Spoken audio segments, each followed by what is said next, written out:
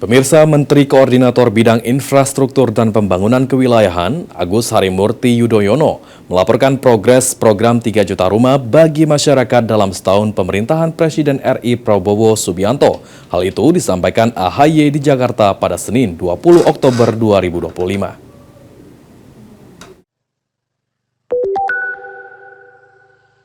Menteri Koordinator Bidang Infrastruktur dan Pembangunan Kewilayahan Agus Harimurti Yudhoyono (AHY) melaporkan progres program 3 juta rumah dalam setahun.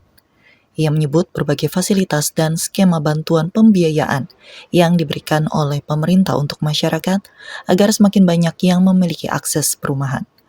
Di antaranya dengan memanfaatkan fasilitas likuiditas pembiayaan perumahan FLPP yang telah mencapai 200.809 unit dari 350.000 unit rumah, hingga bantuan stimulan perumahan swadaya BSPS yang saat ini telah mencapai 23.420 unit dari 45.073 unit.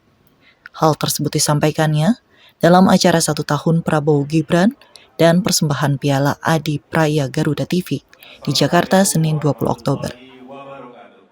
Perumahan dan sarana prasarana permukiman ini juga penting. Saat ini Indonesia menghadapi permasalahan yang serius. 9,9 juta keluarga belum punya rumah dan 26 juta lebih tinggal di rumah yang tidak layak huni. Oleh karena itu perlu pembangunan, perlu renovasi dan revitalisasi dari kawasan permukiman, baik di desa, kota maupun di kawasan pesisir.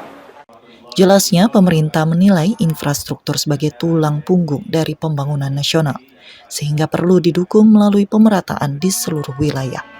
Dari Jakarta, Setyan Kaharviana, Ibnu Zaki, Kantor Berita Antara mewartakan.